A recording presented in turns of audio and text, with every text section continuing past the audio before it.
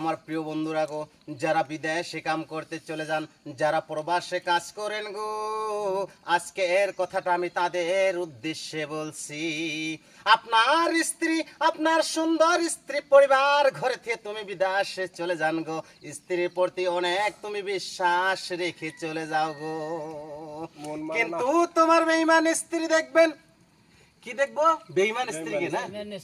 কারণ ভাই, তার আগে আমি একটা কথা বলছি, যদি আমার এই কথার মাঝে কোনো ভুল ত্রুটি হয়ে থাকে গো, সবাই নিজ হিসাবে ক্ষমা করে দিবেন। আপনি আপনার স্ত্রীকে অনেক ভালোবাসেন, অনেক মায়া করেন, দেখবেন আপনার স্ত্রী আপনাকে একদিন ফোন দিল, ও প্রাণের স্বামী, ওহই আমার আদরের স্বামী রে, তুমি কোথায় আছো, কেমন আছো? ও স্বামী, আমার তো মোবাইলের রিচার্জটা শেষ হয়ে গেছে গো স্বামী, তুমি একটু আমার মোবাইলটাকে রিচার্জ করিয়া দাও। কি দিবে? রিচার্জ করিয়ে দাও। স্বামী দেখুন, সারাদিন রাজমিস্ত্রি কাম করে 700 টাকা হাজিরা করে রে ভাই, 700 টাকা হাজিরা করার পরে 300 টাকা দিয়ে স্ত্রীকে রিচার্জ করে দিল, দেওয়ার পরে স্ত্রীর মোবাইলে ফোন দিল, ও প্রাণের বিবি, কিন্তু বিবির মোবাইল তো দেখছে অন্য জায়গায় ব্যস্ত আছে।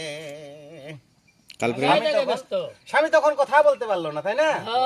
আবার 1 ঘন্টা পরে ফোন দিল, তবুও দেখে স্ত্রী ব্যস্ত আছে। তারপরে স্ত্রী রিপিট ফোন করলো, ওহই আমার আদরের স্বামী, ওহই আমার প্রাণের স্বামী গো, তুমি তো আমাকে ফোন মারছিলা, কি জানি বলতে চেয়েছিলাও গো।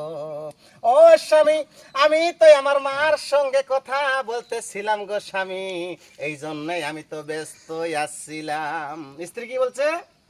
মার সঙ্গে কথা বলছে, কিন্তু বেঈমান স্ত্রী তো মার সঙ্গে কথা বলে নাই রে ভাই, পাশের বাড়ির দেখবেন ওই কালাচান, ফুলচান, নালচান, তার সঙ্গে প্রেম প্রীতি ঘটর মোটর শুরু করে দিয়েছে।